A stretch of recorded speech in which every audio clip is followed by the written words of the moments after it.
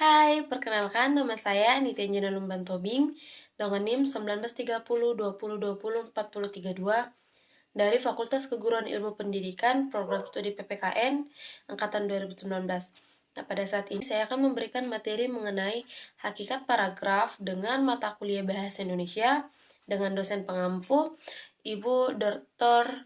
Bismawati MPD. Nah, pada saat ini kita akan membahas mengenai hakikat paragraf. Sebelum kita membahas mengenai hakikat paragraf, kita harus mengetahui apa itu pengertian dari atau apa itu definisi dari paragraf. Nah, paragraf itu adalah sekumpulan beberapa kalimat yang membentuk suatu paragraf. Nah, dalam paragraf itu memiliki ide pokok atau gagasan utama. Nah, biasanya gagasan utama ini terdapat di awal maupun di akhir maupun di campuran. Nah, setelah kita membahas mengenai definisi dari paragraf, kita juga harus mengetahui yang kedua itu gagasan utama dan kalimat topik. Biasanya dalam sebuah paragraf, inti permasalahan itu terdapat pada topik atau kalimat utama atau pemikiran utama. Gagasan utama tersebut dikemas dalam suatu kalimat topik.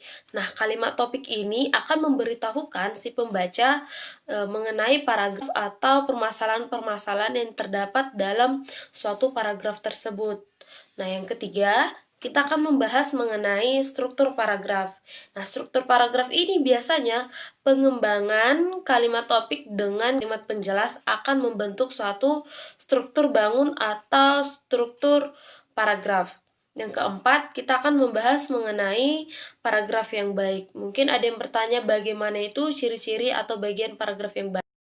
Paragraf yang baik itu meliputi yang pertama, kesatuan paragraf. Dalam suatu paragraf dikatakan paragraf yang baik jika dalam paragraf itu sendiri mengandung satu gagasan utama dan kalimat-kalimat dalam paragraf itu mengarah dan mengandung satu pokok dan tidak menyimpang dari pokok pembahasan. Yang kedua, kepaduan paragraf. Nah, dalam kepaduan paragraf ini, suatu paragraf dikatakan memiliki kepaduan jika terdapat keserasian hubungan antara kalimat dengan paragraf. Alat koneksi gramatikal yang dapat digunakan untuk membangun paragraf yang padu itu dapat beberapa. Yang pertama, yaitu kata transisi. Kata transisi ini adalah merupakan ungkapan penghubung antar kalimat. Yang kedua, referensi, yaitu merupakan hubungan antara referen dengan lambang yang dipakai untuk mewakilinya. Yang ketiga ada substansi. Nah, substansi ini merupakan pengganti konstituen dengan kata yang maknanya sama sekali berbeda dengan kata yang diacunya. Yang keempat itu ada elipsis, yaitu pelepasan unsur yang bahasanya yang memiliki makna telah diketahui sebelumnya berdasarkan konteksnya.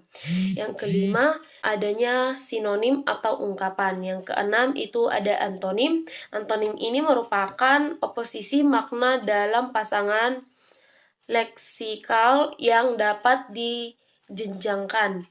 Yang selanjutnya